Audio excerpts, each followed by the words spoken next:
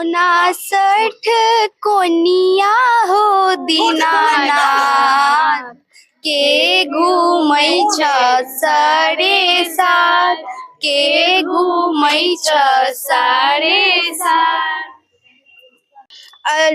और एक बात जो मतलब जिसको बेबी सब नहीं होता है उसके लिए भी ये होता है, तो वो बहुत मतलब लोग आस्था से रखते हैं, मन्नत मांगते हैं। मन्नत मांगते अगर मुझे बाबू हुआ तो मैं ये छठ पर्व करूंगी।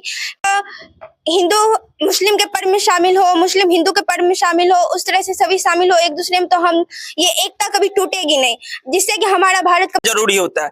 जब तक आप एक सभ्यता संस्कृति का संवहन नहीं करेंगे तो आपकी जो पुरानी प्रथाएं हैं वो धूमिल होती जाएगी और दूसरे देश की संस्कृति हमें एडॉप्ट कर लेगी, ग्रहण हो जाएगा और फिर हम उसको ना चाहते हुए उसको हम छुड़ा नहीं पाएंगे। इसी के लोक आस्था का महापर्व छठ कुछ ही दिनों में आने वाला है और आज धनतेरस है। आज से ठीक 5-7 रोज बाद छठ आने वाला है, जिसका इंतजार बच्चे, बूढ़े, मजदूर सभी को होते हैं, चाहे वो इंडिया में हो या विदेशों में हो। लेकिन अगर बिहार का है तो छठ का इंतजार सभी को होता है। ऐसे में मधेपुरा टीचिंग पॉइंट के बच्चा जो है कुछ संदेश देना चाहते हैं, क्योंकि आज इन लोगों का कोचिंग बंद होने वाला है। आज से इन लोगों का पढ़ाई बंद हो जाएगी 5-6 दिन के लिए, फिर पुनः छठ के बाद जो है कोचिंग ओपन होगी। लेकिन आज ये लोग कुछ ऐसा कर रहे हैं जो कि पूरे भारतवर्ष में इसका एक संदेश जाए। मधेपुरा से कुछ बच्ची सब यहाँ पे है। छठ क्यों मनाया जाता है, किस लिए मनाया जाता है? आजकल जो आदमी कुछ अपने लोक आस्था के पर्व से दूर जा रहे हैं, उनको किस तरह से नजदीक लाया जाए, उसको इस तरह के कार्य में दिलचस्पी बढ़ाया जाए, उस चीजों को लेकर के यहाँ पे सभी बच्चे एकत्रित हुए हैं। और देख सकते हैं सूप में सारा फल फूल है, जिस तरह से छठ का ये फलाहार होता है। क्या नाम हुआ? निशु कुमारी। क्या छठ क्या है और आप लोग आज क्या कर रहे हैं? हम लोग का आज कोचिंग बंद होने वाला है, उससे पहले हम लोगों ने सोचा कुछ यूनिक करते हैं, तो अच्छा। इसलिए हम लोग अपने संस्था में छठ पर्व का महोत्सव रखे हैं। छठ पर्व जैसा कि सभी जानते हैं बिहार का बहुत बड़ा पर्व है, इसे सारे गरीब से लेकर अमीर तक सभी बच्चे सभी के घरों में अच्छे से मनाया जाता है, सभी बच्चे इसमें खुश भी रहते हैं।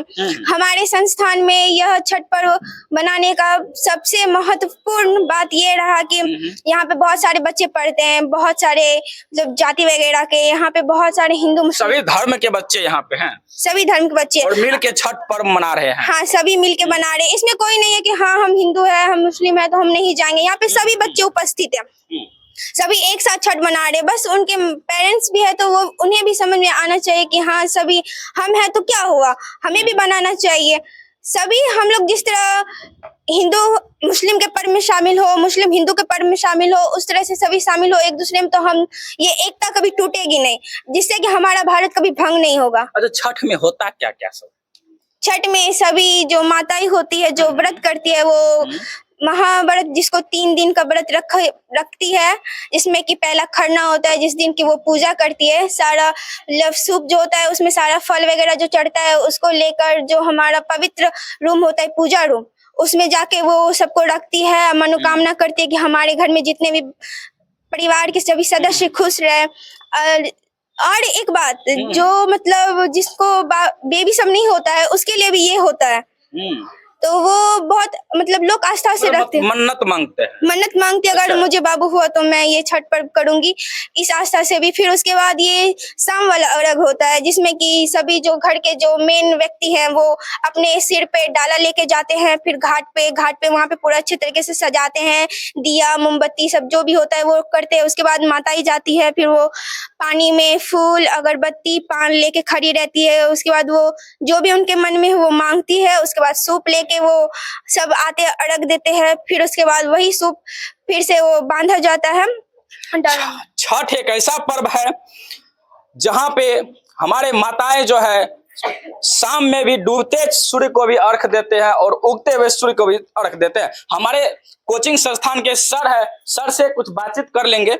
बच्चा सज धज के आए हो और यहाँ पे देख रहे हैं कि छठ का सारा सामान रखा हुआ है, पूजा का सामग्री रखा हुआ है, क्या संदेश देना चाहते हैं? देखिए सर्वप्रथम ये एक आस्था का पर्व है, एक हमारे बिहार में बहुत ही धूमधाम से ये मनाया जाता है और ये सूर्य भगवान को अर्पित करने के लिए हम लोगों को उसके फल के रूप में चढ़ावा चढ़ाते हैं। वो नारियल हो, केला हो, सेब हो, अन्य सारे फल जो भी होते हैं एक डाला में लेकर के हम लोग घाट पे जाते हैं और उदय और अस्त होते हुए सूर्य को हम नमन करते हैं और अर्घ्य के रूप में देते हैं, पानी के रूप में अर्घ्य देके स्थापित करते हैं।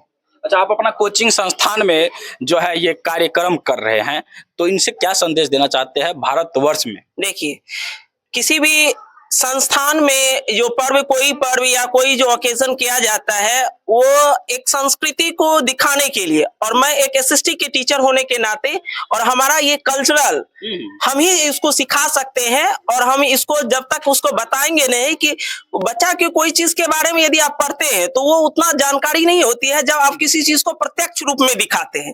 तो हमने इसको प्रत्यक्ष रूप में दिखाने के लिए एक आस्था हो, हमारी संस्कृति की धरोहर बनी रहे और आने वाले समय में हमारे आने वाले बच्चे जो होंगे वो भी इस आस्था को पढ़े, जिससे सभी जाति धर्म के लोग एक साथ मिलकर ये खुशियां मनाए और हमें आस्था बनी रहे।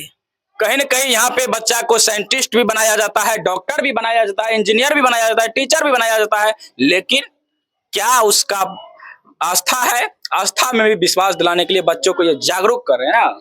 देखिए, शिक्षण संस्थान जो होता है एक देश का निर्माता होता है। देश का निर्माता सिर्फ पढ़े लिखे होने से नहीं होता, डॉक्टर इंजीनियर बन जाने से नहीं होती है। सिर्फ समाज को एक प्रगति के पथ पर ले जाने के लिए उसकी सभ्यता और संस्कृति को भी संवहन करना जरूरी होता है।